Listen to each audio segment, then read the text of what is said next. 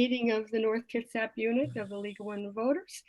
And our guest today is Dr. Laurynn Evans. She's the superintendent of North Kitsap Schools. And we're delighted to have you here, Laurynn. Again, we gave you 10 questions. I don't even know if we'll get through 5. But if it's okay with you, we will just start with that in the first question. Sure. Before I dive into that, I'm just going to say a couple of comments, I think, by means of opening. So I'm Laurynn. I am currently closing out the 5th year of serving as the North Kitsap School District Superintendent, which I have thoroughly enjoyed the position, and I absolutely love serving this community. Even on the hard days, it's still a very worthwhile and very fulfilling job. I will say that now that year 5 is about to be over, that it's now okay to stop referencing me as the new superintendent. It goes quickly, doesn't it? It does go quickly, but it's, I think one of the things I've learned about the community is that it takes probably at least 5 years to actually not be the new person, and about 10 years before you really become like you're an established person in the community. So anyway, I've absolutely enjoyed the opportunity to be here. I do work at the Student Support Center, which is up by Robb Park in Paulsbo, but I am a resident of technically Kingston, but really Hansville. I'm just past, my house is just past the sign that says "Welcome to Greater Hansville," but you know, my mailing address is Kingston. So whatever, I like it all. So I do get to drive most of the district when I do go into work, and I usually strive to pass at least several of our schools each day. I really do try to drive our district on a daily basis just to check in on the facilities and also just see the flow of students in the morning or in the afternoon, sometimes both. So I try to be very present and around. And one of my core beliefs really is that the best way to serve our children and our staff is to actually see the daily undertakings that are happening in our schools. So pre-COVID, I visited every single classroom in the school district every single year. And the last year and a half has been pretty difficult to do that. But I've been back out in school starting this spring and have been back visiting. And I think I'll probably hit the 50% mark on classrooms visited by the end of the year, which is not too bad given the huge challenges we've had. Right now, just so I try to say this to all groups that I speak with, just because I think the more people who know this, the better it is. The pandemic is not over for us. And I think that it's really critical that people hear me say that, because I know that, you know, we're not wearing masks out in public anymore, and it feels like life is getting back to normal in many ways. And lots of socialization is happening, and concerts are back, and Viking Fest happened, and all this stuff. But we are still grappling with a lot of realities that COVID has dealt our schools as well as our community. And I think the chief one that has become the most challenging for us is staffing. We are short-staffed every single day in the school district. So far this year, I think we've had maybe 20 days where we did not have to do some very dramatic early morning planning to ensure that classrooms are appropriately covered, as well as ensuring our paraeducational positions are covered. We have several vacant positions that never got filled this year, and we're still actively recruiting for. Just this morning, and this is the same as every morning for since really about October, I'm up at 5:30, and the first thing I do is I check COVID case count on KPHT's website. And then the next thing I do is I get on the phone with my exec director for HR to find out what the hotspots are for staffing in the district and figure out how we plug the holes.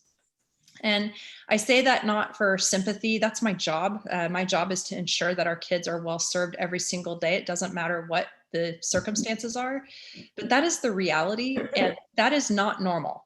So I want to just say that there are things that we would typically do and extension that we would want to do with the community and things that we would love to be able to become more involved with.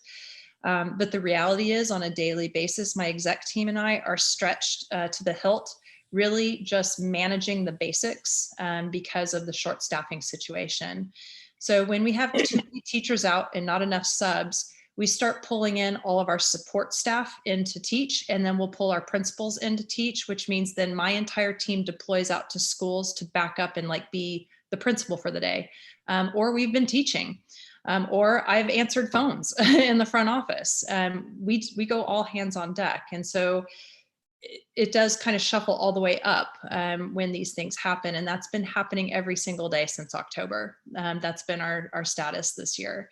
So I realize that there are several things that we've typically done, and I've fielded inquiries from people about when are we going to get back to ... And when we get fully staffed, we will certainly return to all of those business as normal things. But in this current situation that we find ourselves in, that's the reality. So I just wanted to kind of say that up front, because I think it's important for people to understand the realities that are happening in schools. I do take a lot of pride in our team.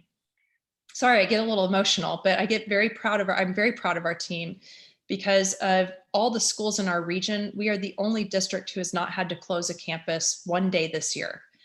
We have kept every school open every single school day. And that didn't just happen. It took hours and sometimes all-nighters to make sure that happened for our children.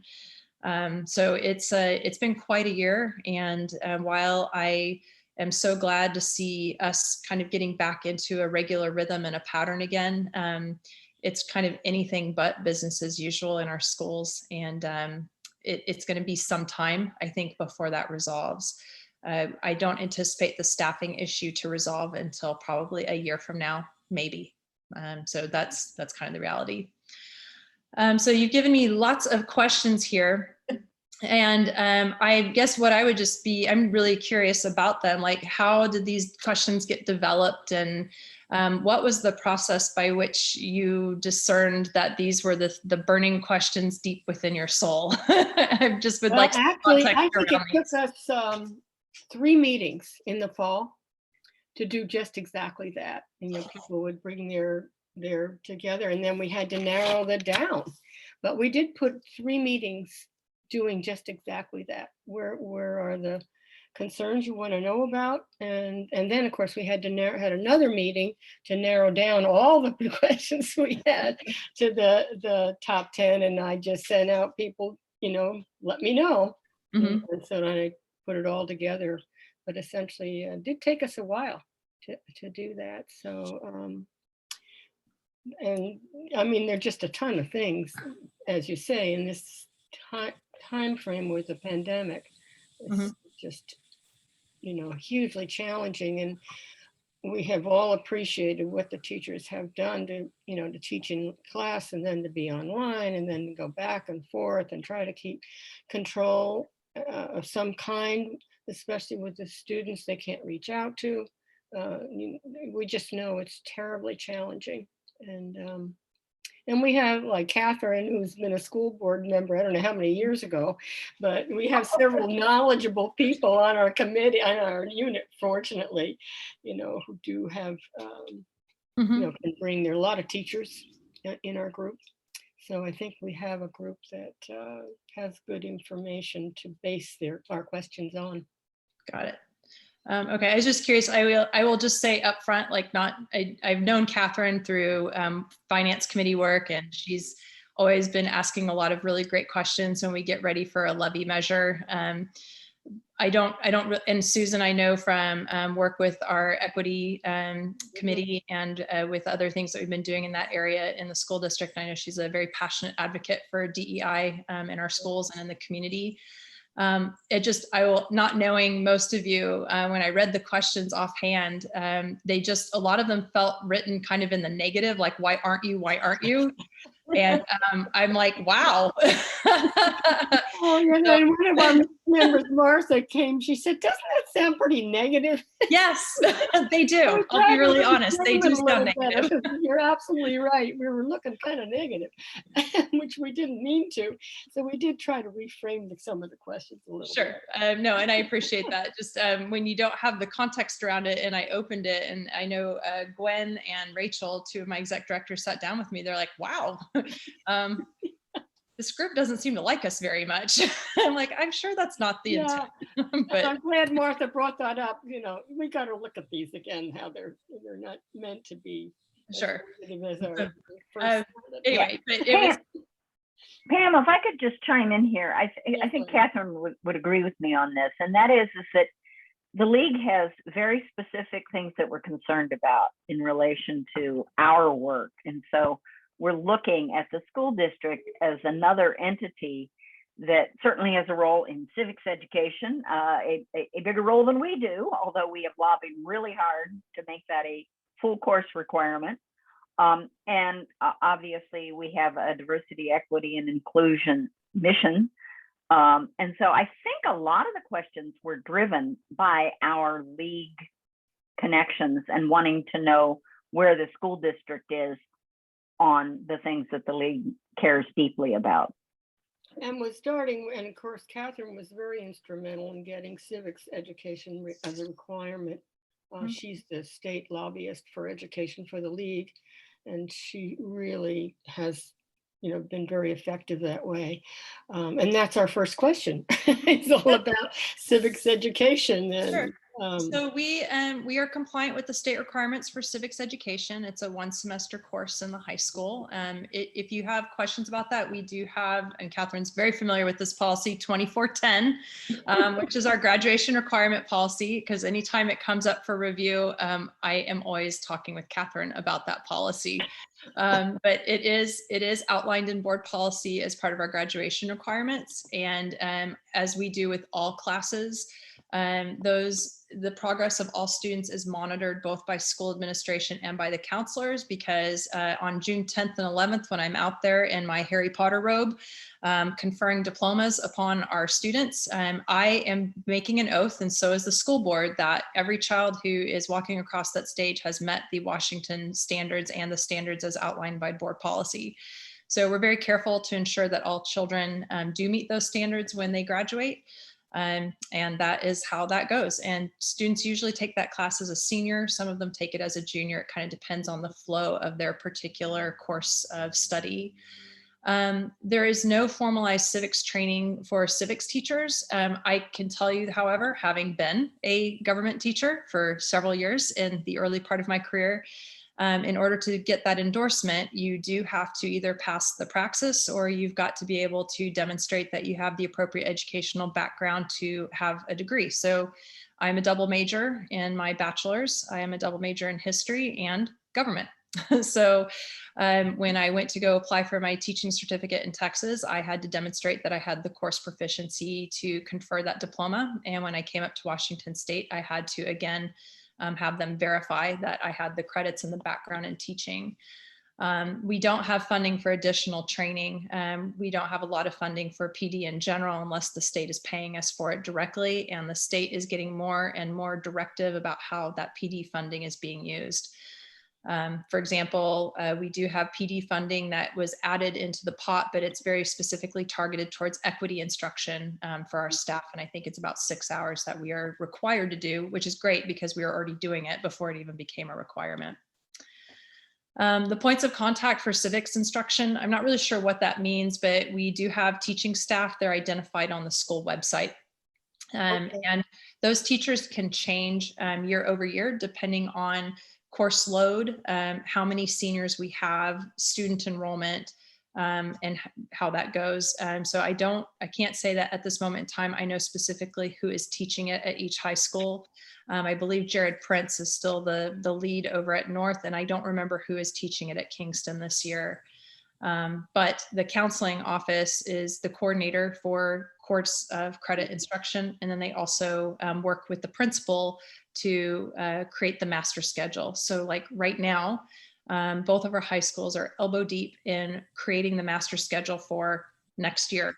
It's a multi-month project that takes a lot of hands on deck to, I call it basically like a cross between playing chicken and Tetris. It's like a very intense game that you have to kind of put all the stacks in order in all the right places in order to meet all the requests and the requirements for all kids. Well, And then I'll tell you the two names that one of our members is not at our meeting today, but it's Flo Ferguson and Terry Darrow. Mhm. And we have a particular one of our members does all the contacts for the schools. And so she sent up a league member to contact be that contact, and then to reach out to There's a lot of echo. Sorry, I didn't catch most of that. Yeah, sorry. Anyway, we have tried to have a league member with a personal contact in each high school, just so that when we have materials, that's who and those are the two names that I have for our North Kitsap and Kingston. I don't know what that is. It's Judy. I think, Can you I'm mute trying, one of your sessions or mute both of them? I was gonna say mute him, yeah. Yeah. Yeah, Not Judy, What we try not to do Judy Talman, Judy Kasnick. Yeah. I'm messing it up. come into Yeah. the schools to do some voter registration. Of course, the pandemic has changed all that, but that's kind of why we try to do that. Fair enough. I know that both of those folks are the office managers for the school. So the office manager is usually like the chief conductor, and they definitely are the person who will connect, especially outside organizations, with what's going on in the school. So they are We're in the right frame of reference right now, so that's great. Yep. That's good. And then in terms of the particular supplemental materials that classrooms are using, I know that the book that is adopted by the league is not a formal adoption in the schools. Okay. I know that I've seen copies of the book in classrooms when I visited. I do not know to what degree they are implemented. I try not to get that deep in the weeds in terms of daily instruction that happen in the class, but I would anticipate that it's likely referenced, but I don't know to what degree personally. Okay. School board meetings. So that's been a really interesting evolution since COVID.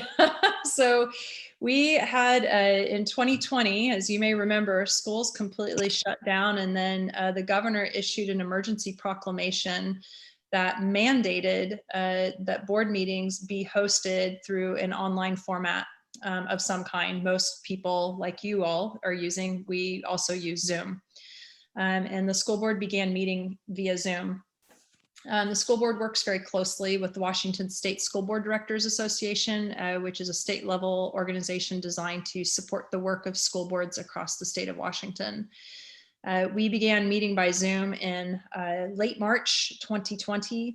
The school board has continued meeting through Zoom up until just recently in April. In April, the board moved to concurrent Zoom and in-person meetings as well as a Zoom meeting. And so right now the pattern is every other meeting is Zoom only, and every other meeting is Zoom and also in person. The emergency proclamation is rescinded as of June 1. What that means is that the requirement to use Zoom will be lifted, and school board meetings will need to have a physical location. They can still be hosted on Zoom, but they'll also need to have a physical location available to the public. The board has discussed this. They did that during an open public meeting in March. And at that meeting, they decided that for the remainder of this current school board calendar, which runs through the end of August, they're going to continue to follow the every other meeting format. So the meeting that will happen tomorrow on Thursday is a hybrid. It's still under the emergency proclamation. So we'll be broadcasting it on Zoom. It will also be in person at the Student Support Center. The June 9th meeting we will have the Student Support Center open should members of the public want to participate in the meeting, but it will be primarily hosted via Zoom. All the board will be calling in on Zoom. The 16th will be in person and Zoom hybrid. The July meeting will be Zoom. The August meeting will be in person. That kind of thing. So we're going to continue using Zoom and simulcasting, and we believe that that's going to be, if I was going to put a guess on it, the board will likely decide to continue using that modality for a while. And the reason is because even when we went back to, sorry, I just need to check my phone really quick. Okay. When my work phone goes off and it says 911 on the top, I just always want to pay attention. Anyway, so what we discovered is an interesting thing with Zoom. We first fielded a lot of complaints from people about the fact that we were meeting by Zoom. Now we're fielding a lot of inquiries about, will you please continue to use Zoom? And when we had our in-person meeting just a few weeks ago, we had one person show up in person and we had 14 show up on Zoom. What we're discovering is it is actually opening up our meetings to more participants, and people are better able to access the meeting. So the board has conferred with me, and they've asked to go ahead and adjust the procedures so that we continue to simulcast our meetings on Zoom. So what we do is we've got Zoom available, we have the in-person meeting available, and that is the modality. We are not recording meetings anymore. And it's because when we did one, it's available for everyone, whether they can attend in person or not. So there's lots of opportunity. Two, in talking with neighboring districts, most districts are not recording their meetings. And so we did not understand why we were recording ours. Three, when we checked the logs of who was actually logging in to view the meetings, that take a lot of time to record and then pull all the data down and then edit it and get it all, put up on Vimeo and render it and do all that stuff. About 3 to 5 people were watching each recorded meeting. So we publish minutes, we've made the meetings available. And so that is how the public can attend school board meetings. And that is going to be the cycle at least through August. And then at some point, either in the July meeting or the August meeting, the board will confer about how they would like to move forward. As I mentioned earlier, I anticipate simulcasting will continue to be available, again, because we're just seeing more members of the public participate. But once the emergency proclamation is over, the board needs to determine how they're going to field things like public comment. And what that might look like in a hybrid or simulcast meeting structure. So with the emergency proclamation, we are required to take public comment, whether in person or via Zoom. We need to be able to do that both ways. Once the proclamation comes to an end, having online public comment is no longer a requirement. So we just need to figure out, do we still want to keep doing it that way? Is it working for us? Do we want to require that people show up in person if they want to make public comment? What's going to be, what will best serve the need for the public and for the board to do its business of the school district. So I anticipate they'll have that conversation sometime over the summer meetings.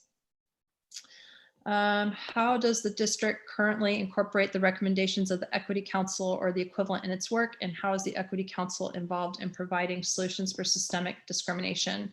I bet this is from Susan. Yes, I figured that. Wild guess. So we have had an ongoing partnership with the Equity Council for many years. That has been an organization that has been at work as part of the district's overall work. I know from having attended those meetings and met with several folks from that committee or that council had struggled in recent years with purpose. And so I think what's interesting around the Equity Council is this. When we moved into the 2019-2020 school year, the school board at that point, especially because of the work of the Equity Council up to that point, adopted the new strategic plan in June 2019. And in that plan, goal 3 very clearly calls for equitable access to educational opportunities for every child. And there are delineators, like there's action items and measured steps and strategies that we would employ to get to that place. And at that point, what I sense has happened is a lot of the work then transferred into district personnel to do the lift, to carry the work forward, to get staff trained, and to begin doing the actual hard, like rubber meets the road work around equity and inclusion. During the 2020-2021 school year, we delivered something on the order of like 30 hours of professional development to all staff in the school district on diversity, equity, inclusion, and equity in general. We partnered with a service district, and Brad and Feliciana, who are 2 highly regarded state level practitioners in that area, did some incredible work with our staff and our team. And then that work got further pushed into the schools, and our principals have done a lot of delivery of that work as well since that time. So, and then this year, the state requirement came in regarding equity training across the district, and we have continued with that, both with consultation from Brad and Felice. They are not delivering it here in our district anymore, but they are working with us to help us create our own, like basically they trained us and they're giving us training wheels, and then they're going to, set us free to continue the work on our own. So we're in the process of that right now. And we are bringing in, if I remember right, they're coming in at some point, I don't remember the specific date, and working with our building leadership to help them prepare for delivery of modules to all of our staff in August.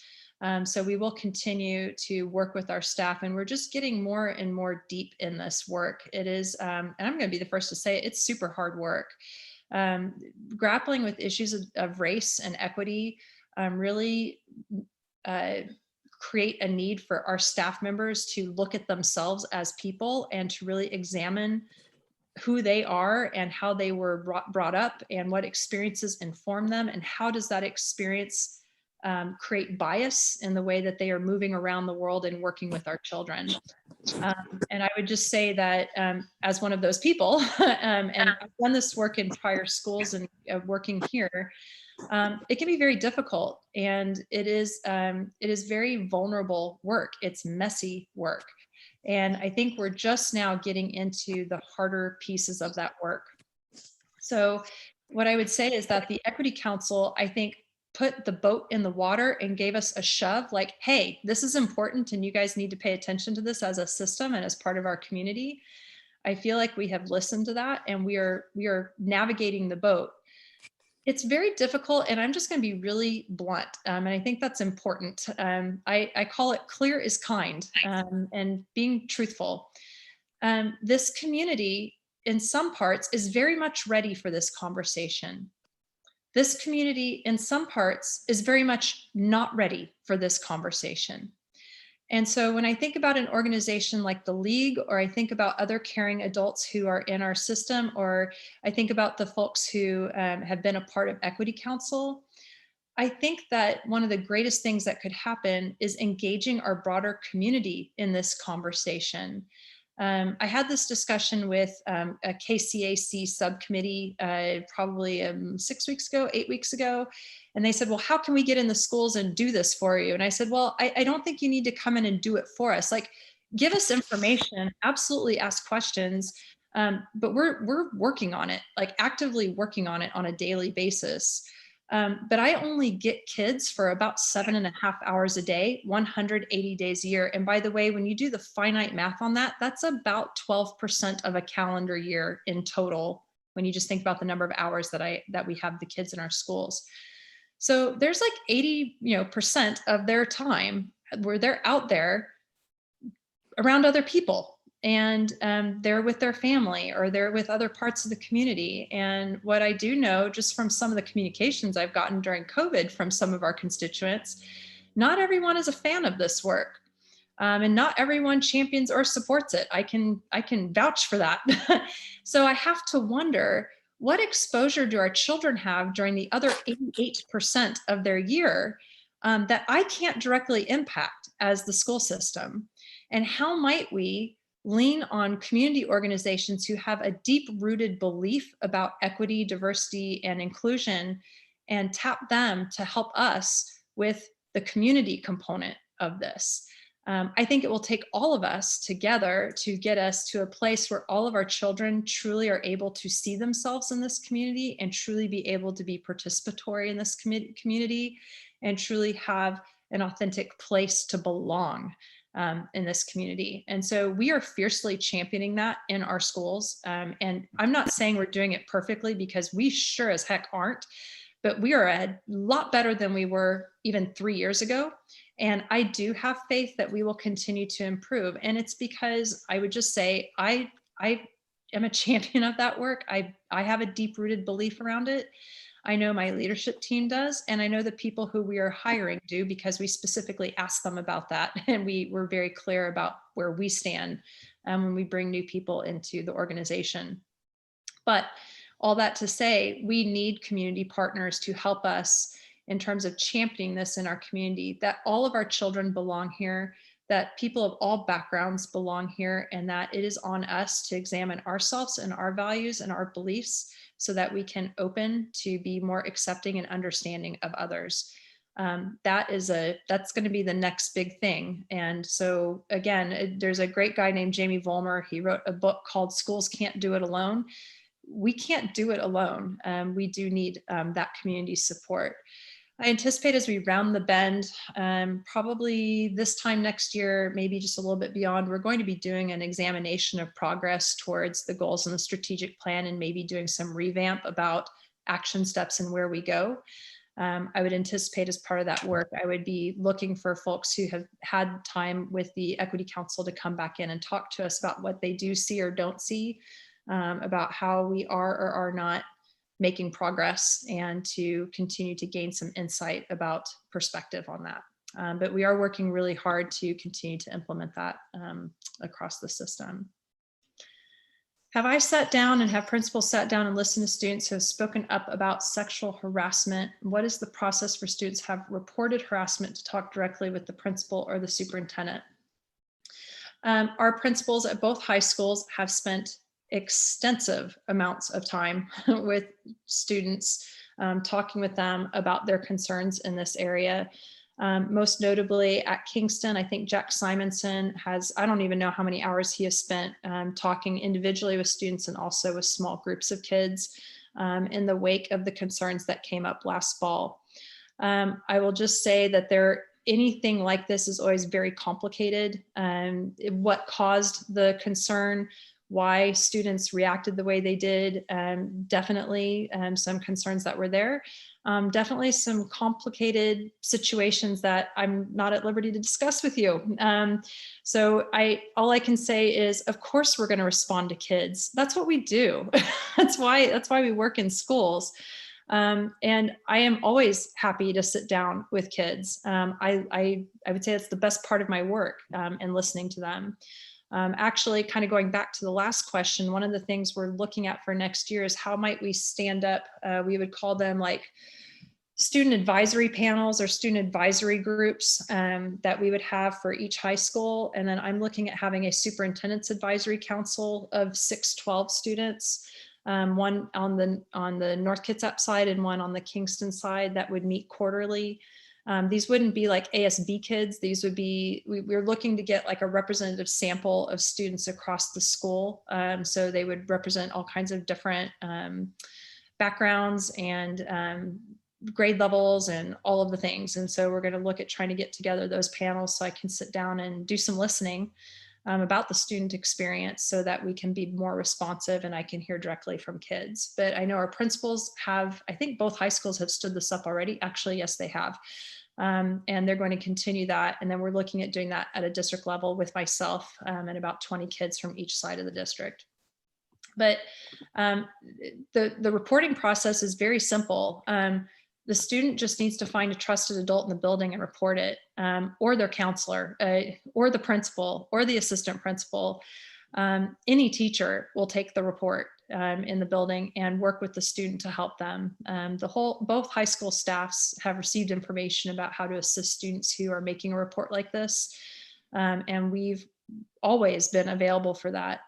What I would say is, I think a signal that the teacher-student relationships have continued to improve over time is that very recently, we actually had an instance where a student did have a report to make, and they reported it to their trusted teacher who helped them work with the school principal before they even talked about it with their own family. So these relationships that are being forged in the schools are authentic and meaningful, and students are finding a place. I'm not going to say that every kid is there. Again, we have a lot of students. We've got 5,500 kids in the school district. It is going to be very hard to reach every single child and have every single kiddo feel like they're going to have that place. But we continue to work really hard to improve that. And I do feel that on the whole, the vast majority of students feel that they can do that. And when we've talked with kids and we put out surveys, we're using Panorama to collect social emotional data on students this year for the first year. we're seeing that reflected in the data, that students do know where to go and they do feel like they can go to those places. So that's encouraging, but we still have work to do. So again, I'm really proud of our work, but I'll be the first to say we are not perfect. Of course, if you can show me a perfect school district, I would love to see it because we all struggle. We all have things that we have to work on. Instructional materials, that is all outlined in board policy and procedure, and that has just been updated this spring actually. So there are places for parents to be involved on IMC. We mostly, however, rely on instructional practitioners because they're the ones who will be implementing the curriculum, and they are usually the subject matter experts who will be delivering of that. How do we make community aware? Well, it's in board policy and procedure, and anytime we go through a curriculum adoption process, we publish what that's going to be. It's an open public meeting. And then we always have an open review process for every single adopted curriculum that goes through the IMC cycle. So folks are able to come in and take a look at the materials, or more recently, as we've gone to one-to-one learning, we're just publishing the links for the materials because almost everything's available online now. So all of those things are open and very available. And we've actually had parents before, and actually just this week I had a parent request to come in and take a look at some of our curriculum that's currently in implementation, and we are happy to make appointments to review that with folks if they want to do that. How do we reflect multicultural communities and issues such as racism?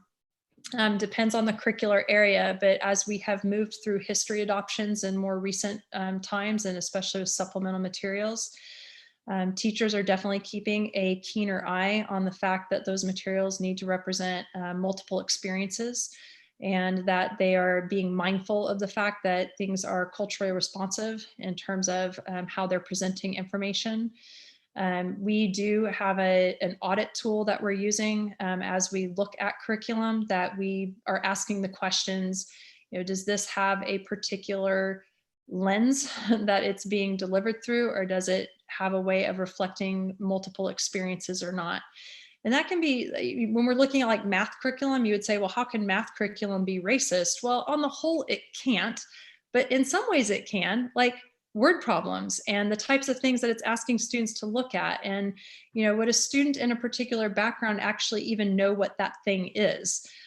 These are things that we're asking ourselves. And as we're looking at curriculum, we are being more mindful of those varied experiences to make sure that we're having a place for students to, one, be successful, and two, see themselves in the curriculum. So that has been a part of that process. I wonder if I could interrupt there. I just have been interacting with someone about this critical race theory. Mm-hmm. Has that come up at all? And this person told me there was one curriculum called Panorama Education and another Cell. And I wondered if you know about that, but I don't know if that's been coming up. Sure. So typically when someone asks me about critical race theory, the first thing I ask is, well, what is it? How do you define critical race theory? I'd like to understand your definition. And when I've done that, I'm not doing that to be cheeky. I'm doing it just to make a point, which is most people don't even know what the heck it is. So, and then if they do give me a response to the question, it's usually pretty misinformed. So we do not teach critical race theory per se. There's no curriculum for critical race theory. We do. And we've not directly instructed our students in this. We have directly instructed our staff on bias and examining themselves. And we have provided them with training and opportunities to think about, I am a majority white woman moving through this world. And what does that experience mean? I just had a very interesting conversation with a male friend of mine who I know through diving, through scuba. And they were like, but you do this and you do that. And I said, when I was an assistant principal at the high school, I was the only female. The principal was a male and the other two assistant principals were men. And every Friday they went out and got beers together. I was never invited to join them, not once. because that was seen as inappropriate. But here are my male colleagues getting this unfettered access to my principal, to which I am not able to participate. I have dealt with this my entire career. You never have that experience. Like, you have no clue what that's like. You've never not been invited for beers with your boss. You've gone to baseball games with your boss. You've done all this stuff. That doesn't work with me. So just trying to have people understand, like, you have privilege. There are privileges we all carry around with us. That's not a bad thing for people to think about or to just spend a few moments reflecting on. I'm going to stand behind the fact that we need to have all folks have some opportunity to just understand their experience, how it might be different from the experience of other people, and to be mindful of that as they move forward in the world. And especially as we work with children who are definitely having a different experience than we did. I mean, people make assumptions about me by the way I look. I've been called kid. I've been called young lady. I've been called, I mean, you name it. I'm 50. I turned 50 this year. So I turned 50 in a month. I'm not a kid. I am a mature adult woman leading this school district. People make a lot of assumptions about my background. I was raised in a single parent home. My dad was murdered when I was 9 years old. I've had a very traumatic childhood. I moved every year for 10 years as a young child across the world. There's a lot people don't know about me, but they make a lot of assumptions just by the way that I present. We do that with everyone. And so when I think about how we're moving through our work with equity, it's that we look people in the eye, but we also just try to not make so many assumptions when we take a look at them at face value, and we try to actually understand the experience. So when I talk with people about CRT, I tell them that, yes, we do ask people to look inside themselves, and we do ask people to look at others and not just make snap judgments about them based on how they present. And we are going to look for ways to make kids be seen in our schools. And we are going to look for books that reflect the experience of children in our schools, and that kids can find themselves in those books or whatever resources. Yeah, we're going to do that. I have received a number of pretty uncivil to inflammatory to not very kind emails about the work that we're doing in this area. We have had people make public comment at a number of board meetings telling us that we are shaming children and shaming our staff. We are not doing that. It's hard to look at yourself and be critical. It is. It's also important. So we're going to do it, and we're going to keep working down that path. But I very much believe it, because I'm not a person of color, so I cannot understand that experience beyond what I have been able to learn from those who've been willing to teach me. But I have walked my own path enough to know that's important for me to be successful and others also to be successful. So thank you for addressing that. Because you're welcome. Yeah, I'll get off my soapbox now, but darn it. Well, I'm around, and I didn't know how much it was happening in North Kitsap. Not very much. I've been at a couple of different community groups where they very point blank asked me that question, and it was clear that they had a perspective about it that probably conflicted with my own personal perspective. But as a system, again, shame shouldn't be a part of a curriculum, but self-examination definitely should be. And I would say that we're going down that path. I also will just say, because I've said this a lot within our organization, I do believe in evolution over revolution. And what that means is that we are slow and steady in this work. And I know that many in our community are very frustrated with me because it feels like it's too slow. I have seen in other parts of the peninsula where districts tried to just push, revolutionize their work, and they've spent more time fighting the back eddy about that than being able to continue to make progress. So I am like, the tortoise or the hare. I'm a tortoise. I like to be slow and intentional and thoughtful and continue, just keep pushing. And I find that continued persistence moves our work forward, and we don't lose ground. Whereas revolution, you might make a big leap, but then you lose a lot of ground, and then you've got to start over again. So we are taking the evolutionary approach. And so again, we have a ton of work, but we are making progress, and we're going to continue to do that. Thank you. You're welcome. We have, like, I've only got a few more minutes, and I know we have a lot of questions. I'm going to go kind of down to the last one here about staff turnover. Okay. Yeah, we've had a lot of turnover. So have a lot of districts. So one of the technical things is that McCleary decision in 2018 changed salaries dramatically. And then we had a lot of teachers who are in the retirement system. And the way the retirement system calculates retirement benefits is keyed off of your top income earning years based on which plan you're on. Well, guess what? For one of the plans, it's 4 or 5 years of your top income earning time. And when McCleary happened, we had a lot of staff make choices to hang in there for a couple more years to top out for retirement their salary. So we had a pretty significant amount of turnover 2 years post McCleary, partly because of that and partly because of COVID. We're going to hit the 5-year mark this year. So yes, we will have staff turnover for sure. We're going to have a lot of retirements. The great thing about this place is people move here and they don't want to leave. And so we end up having teachers who are career teachers here, and it is fabulous. But it also means we have a lot of teachers who are late in their career right now, and they are all starting to retire. So that's what the main turnover is retirement. We don't have a lot of staff leaving for non-retirement. Principals leave for non-retirement. We're training ground, whether you like it or not. I'll just say someone like me who wants to be here mid-career and stay here is unusual in Kitsap County. Superintendents in this region typically are on their way up to bigger and better districts in their mind, or they're on their way down and they're about to retire. I came here and I just want to be here. So I don't really I've been recruited to go elsewhere, but I don't have any interest in going elsewhere.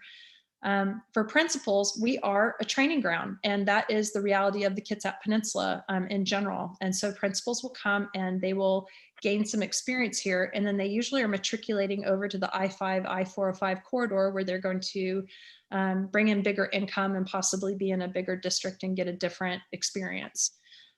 So we have some principals who have been here a long time. We have some principals who are new. We've had principals come here and then go back to their home district that they either grew up in or had been in for some time. This year, we have 2 principals coming back to us after having gone elsewhere to cut their teeth and gain some experience. And we're really excited about that. So in terms of turnover, what we're seeing, I think, is very normal for this area. In terms of morale, people are tired. I'm going to be honest, I'm tired. Our teachers are tired. They're covering a lot of vacant classrooms. We're all doing a lot more things. We're all carrying a lot more water than we typically do. But on the whole, when I'm out in schools and talking with people, they still love being here, and they still love their school, and they love their job. And for that, I am grateful. Susan, I see your hand up. You're muted. Susan? You're muted. I'm concerned because at Pearson School, there's a lot of staff who are so angry at the way the principal treats them that they are talking about leaving. And there are students who are leaving because of that as well. And I know that you've gone to meetings, and yet the parent-teacher organization really couldn't talk to you about this concern. And so I just want you to be very aware of the fact that we will have lots of retirements there. We will have a lot of students that leave. The parents there have really seen that school until this year is a very good school. And now that's not what they're saying to their neighbors. Sure. And I understand that. I am not at liberty to talk about that, except to say this. There are some former employees in that PTA organization that have a very particular view about the school district and that school, and they've had that for some years. And I would just also say that there's a lot of work that's happening at that school that can be very challenging to the norms that have been in place for some time that you talk about needing to look at yourself and do some reflection about practice. We all need to do that. And that includes Pearson Elementary. And anytime change is happening, change is hard. And we want to support staff through change, but we also know that there are certain behaviors and practices that must change. And while that process can be short-term pain, I believe the long-term gain from that process is worth it. And I actually honor and respect Craig, who came into that school knowing that there would be significant challenges there. He has persevered. He has loved those kids. He has offered a number of supports to the staff. And we're going to keep supporting him, and he will continue to support that community. And I do believe that as we move into next year and beyond, it's going to come back and be even better than what it has been in the past. I do believe that. I hope so. Me too. Catherine. Yeah, I was just wondering, the legislature passed a bill, House Bill 1699, that allows retired teachers to teach more hours without losing their pension. Do you see any of those coming and applying for?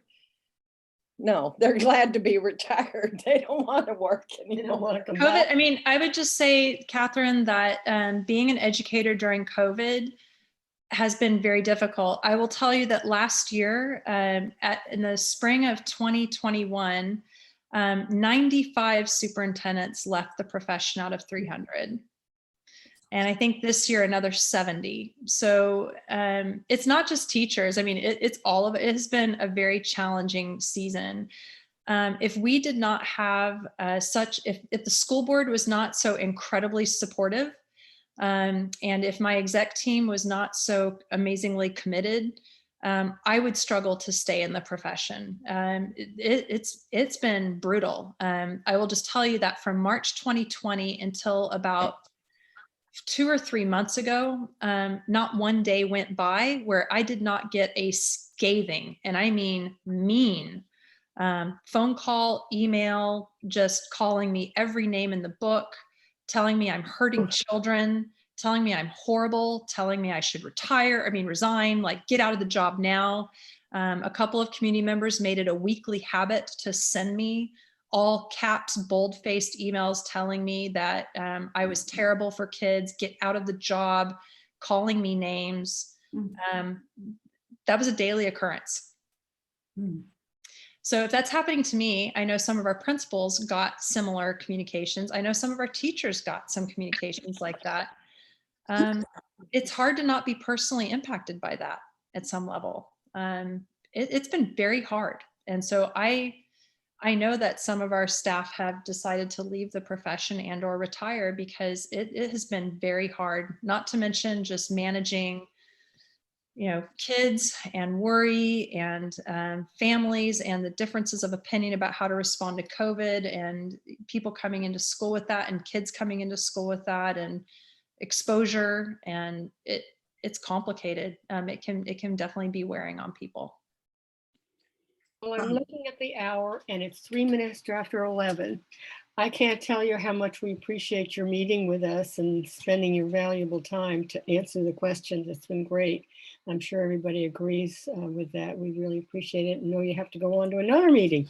I do. And then another one. We want you to know we support you, and Yes. if there's anything that the league can do in any way of supporting the teachers or principals, please do call on us. And Catherine, you can contact her very easily. I'm sure. I will say this. I have a couple more minutes. I know you all have an agenda as well, but a word of thanks goes a long way. And I will tell you that the handful of times that a community member has taken a moment to I've gotten a few just lovely handwritten cards now and again. I will keep those. I do keep them. I look at them on hard days because they remind me of why I do the work. Thank a teacher. Go to the district website and just pick some names at random and send an email. That's a good idea. Thank you. thank our school principals. I can't even talk to how incredible they have been in this season. Just truly outstanding in their leadership and their care. They don't get tons of thanks either. So just taking a minute, there's only 11 of them in the entire school district, and just let them know that you appreciate that they're making a difference in the lives of children. And my exec team never hears from the public, which is fine. That's our job. But to say that I know that any and all of us would always appreciate knowing that what we're doing is noticed and appreciated. And I will just say myself, I, for a good chunk of this year, was pulling 14-hour days, just trying to make this work for kids. And there's not a member in my leadership team who hasn't done that. My transportation director is driving routes almost every day and then still doing all of his job on top of the route. My food services director is he's worked a kitchen every day this year because of staff shortages, and then he is still doing his job on top of it. My finance director is filling in for those guys and still doing his job on top. We're all there. There's just so many unsung, unseen heroes who made this year happen. And I would just be so delighted if they were recognized, because I can say it all the time, but they're tired of hearing from me. I know they would love to hear from people in our community about how great they are. Okay. Put that little note into our meeting discussion, because I think we've all felt really sad about how the schools and the teachers have had to go through terrible things, but I don't think any of us rarely do we say to a teacher or principal how much we appreciate it. So we need to act a little more positively, and we'll discuss that second part of our meeting. They would love that. Susan? Kitsap Erase Coalition has just now written a letter to thank the teachers, but we're asked, okay, now we have to find a way of how do we get the email of all the teachers. And so going to the website and copying down all the emails will be a problem, but hopefully maybe I'll be doing that, unless there's an easier way for me to do it. So to send them to all the. Yeah, I think that's the way it has to go. We're not allowed to provide that contact information out to the organizations. Sorry. And the DEI committee is also planning to write a letter to thank the teachers. Oh, good. So, that's great. Yes, that's great. So at some point in the next month, we hope that they will all get these letters. Super. That'd be great. Well, thank you. I just appreciate. Thank you for having me this morning, and it was lovely to meet all of you, albeit virtually on a screen. But just know that we're here in support and service of our children, and that's our deeply held value and belief. And we always look for partners in the work. And I just appreciate your partnership in the work and your involvement and your care for our children. So thank you for having me today. Thank you. Thank you. Thank you. The rest of the Take year. care, everyone. Bye.